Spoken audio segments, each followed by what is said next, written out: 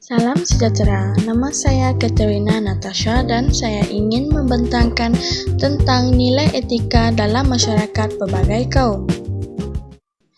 Pertama ialah pengenalan. Nilai etika ialah nilai prinsip atau panduan moral yang menentukan sama ada sesuatu tindakan itu baik atau buruk, betul atau salah, serta wajar atau tidak wajar dalam kehidupan manusia. Nilai etika menjadi asas kepada cara seseorang berfikir, membuat keputusan dan berkelakuan terhadap diri sendiri, masyarakat dan alam sekitar. Kepentingan nilai etika. Nilai etika penting kerana ia membantu mewujudkan kehidupan yang aman, harmoni dan saling hormat-menghormati antara individu. Tanpa nilai etika, seseorang mungkin bertindak sesuka hati tanpa memikirkan kesan terhadap orang lain.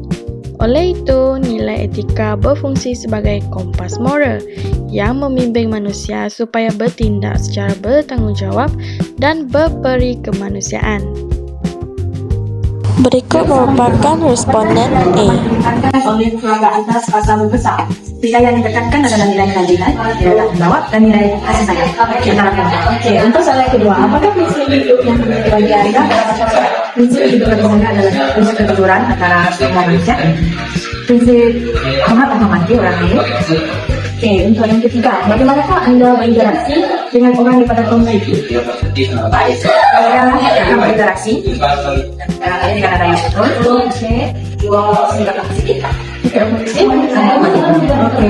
Okey, untuk soalan terakhir, pada pendapat anda, apakah nilai yang membantu mewujudkan kepaduan kaum? Pendapat saya, nilai yang dapat mewujudkan kepaduan kaum adalah nilai kerjasama, nilai toleransi dan satu sama lain, dan nilai. Seterusnya adalah responden B. Soalan pertama, apakah nilai utama yang ditekankan oleh keluarga anda semasa membesar? Nilai utama yang ditekankan semasa membesar ialah saling menghormati, berkejujuran dan saling tolong-menolong antara satu sama lain. Okey, untuk soalan kedua, apakah prinsip hidup yang penting bagi anda dalam masyarakat? Prinsip penting. Okey, apakah prinsip hidup yang penting bagi anda dalam masyarakat? Antaranya ialah kejujuran, menghormati antara satu sama lain tanpa mengira kaum dan bangsa. Okey. Untuk soalan yang ketiga, bagaimanakah anda berinteraksi dengan orang daripada kaum lain? Interaksi. Bila berinteraksi dengan dia kaum lain, berinteraksi dengan satu sama lain.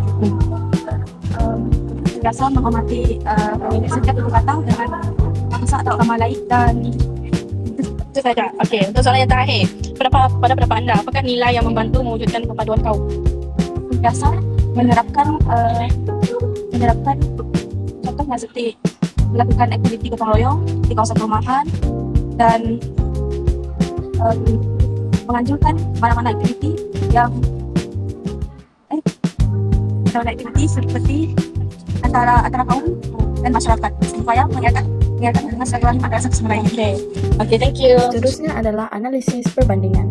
Berdasarkan respon daripada kedua-dua responden, walaupun kaum Melayu dan Cina mempunyai budaya dan tradisi yang berbeza, namun terdapat banyak persamaan yang membantu mereka hidup bersama secara harmoni dalam masyarakat majmuk di Malaysia. Yang pertama ialah menghormati keluarga.